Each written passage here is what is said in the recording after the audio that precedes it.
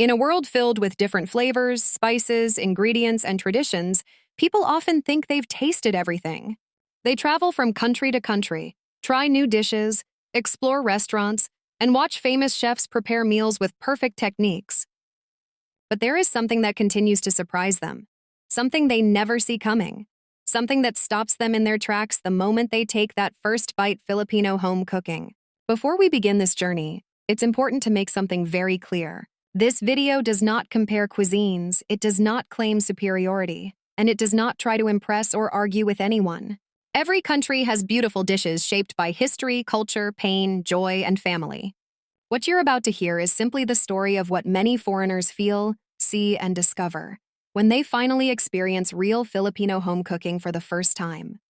Not watered-down versions, not tourist versions, not restaurant interpretations, but the real thing, made inside a Filipino home, by the hands of someone who cooks with memory, tradition, and emotion. Because Filipino food is not just about flavor. It's about who made it, why it was made, and what every ingredient represents. Foreigners often expect food to simply taste good. That's it. But they never expect food to carry emotions. They never expect a dish to taste like someone's childhood.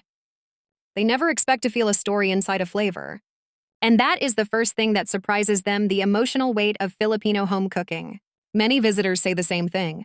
The food doesn't just taste good. It feels lived in. It feels like a memory that doesn't even belong to them. It feels like someone is handing them a piece of their life, wrapped inside a spoonful of warm rice. For Filipinos, this is normal. They grew up with it. They understand it. But for foreigners, it's new, powerful, and unexpected. They often ask themselves, why does this food feel like someone is taking care of me?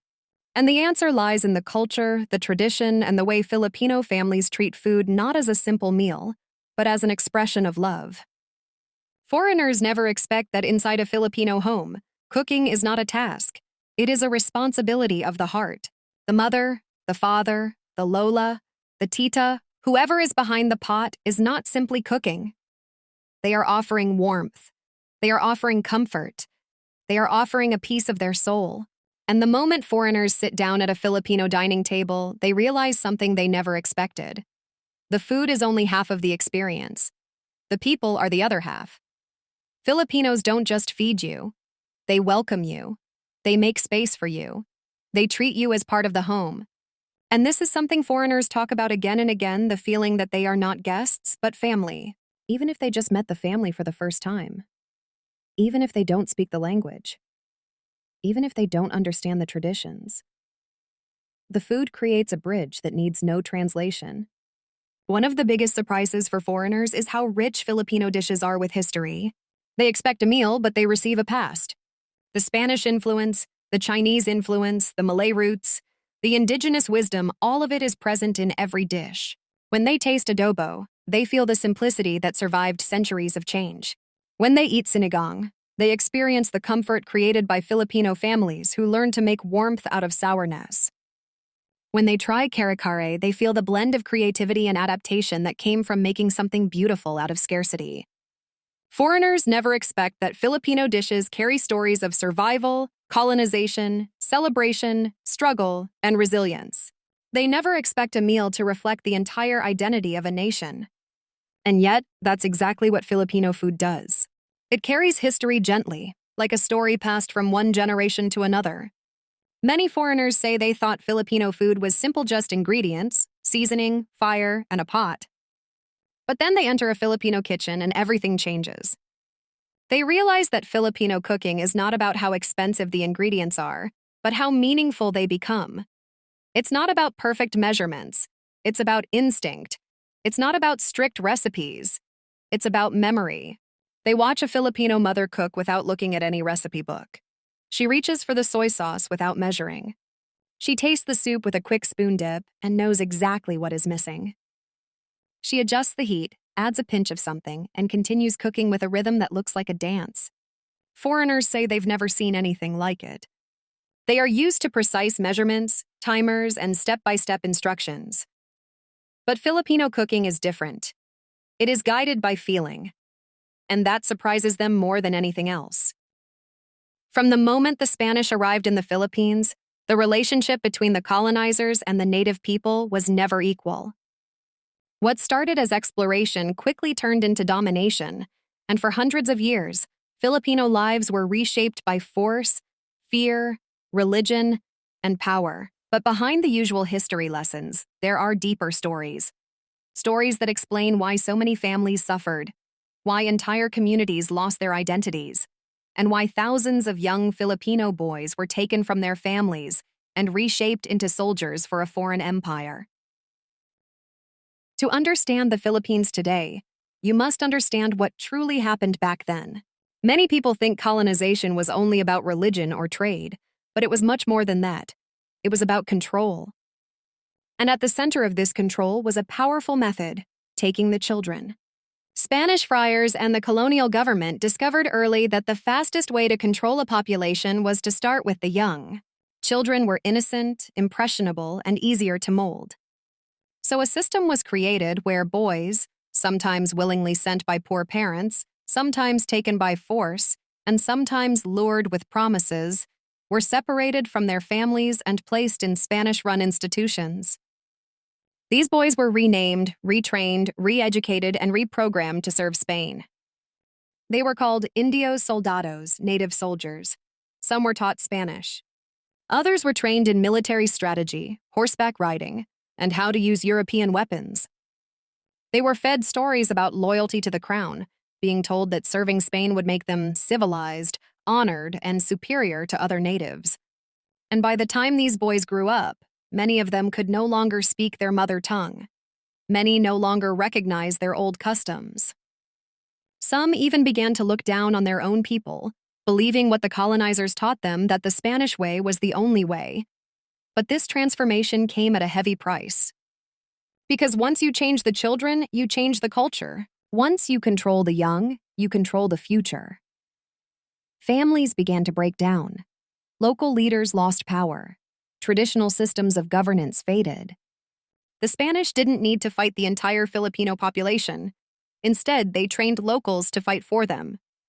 These native soldiers were used to crush revolts, collect taxes, and enforce colonial laws. Many of them didn't even realize they were being used against their own people. But history always has two sides. Not all these boys grew up blindly loyal to Spain. Many of them, especially those who traveled around the islands as soldiers, saw the injustice with their own eyes. They saw the suffering of farmers. They saw the cruelty of tribute collection. They saw how families were punished for not paying taxes they could never afford. And slowly, a fire started inside them.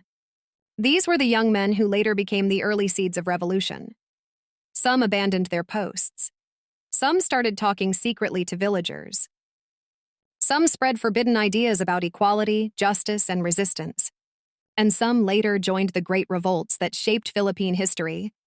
The Spanish thought they were creating loyal servants, but they were unknowingly creating future rebels.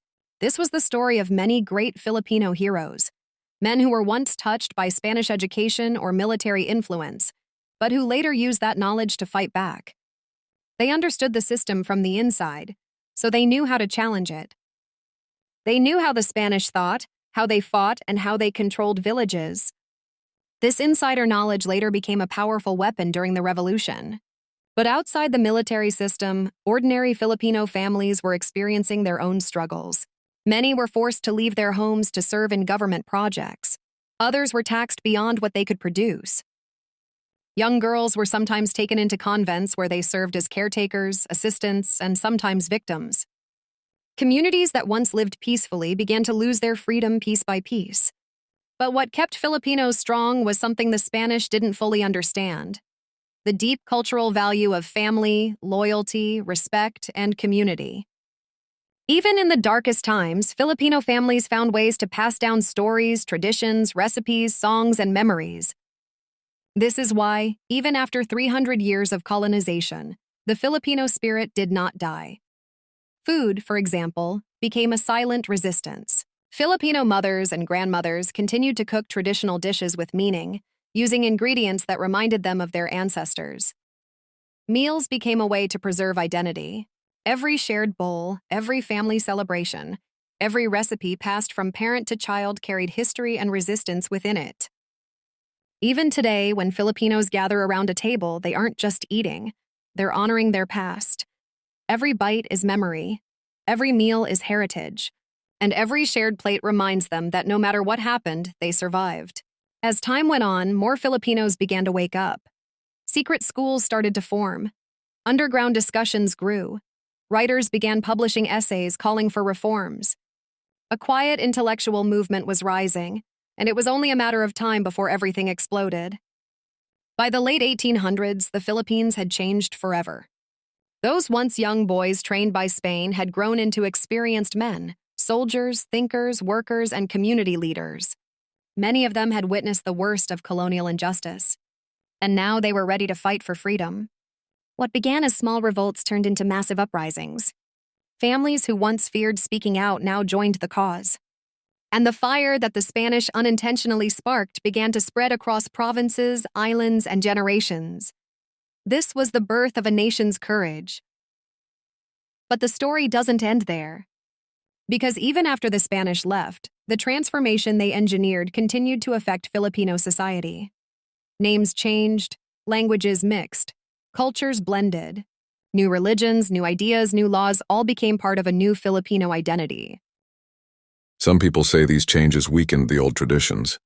Others say they created a stronger, more diverse nation. But one thing is clear: the Filipino spirit endured everything. Colonization did not erase the culture, it reshaped it, and the Filipino people reclaimed it in their own way. And that is what makes this history so powerful. It teaches us that even when a system tries to break your identity, it cannot destroy your spirit unless you allow it. The Filipino people never allowed it. Their love for family, food, faith, and community remained stronger than any colonizer's plan. Today, when you see Filipinos working hard, helping each other, sharing food, laughing loudly, and remaining kind even in difficult times, you are seeing a strength built over centuries. A strength born from resistance. A strength shaped by history. This is why the world admires the Filipino spirit. This is why Filipinos succeed everywhere they go. And this is why their ancestors' stories must never be forgotten. Because history is not just about the past. It shapes how people live, love, cook, celebrate, and fight for their future. If you've watched this far, you now carry a piece of that history with you. And the next time you enjoy a Filipino meal or hear a Filipino story, remember the long journey, the sacrifices, and the resilience behind it. Thank you for watching. And if you want more deep stories like this, make sure you subscribe, like, and turn on notifications, because more powerful and emotional stories are coming your way. Your support helps keep these histories alive.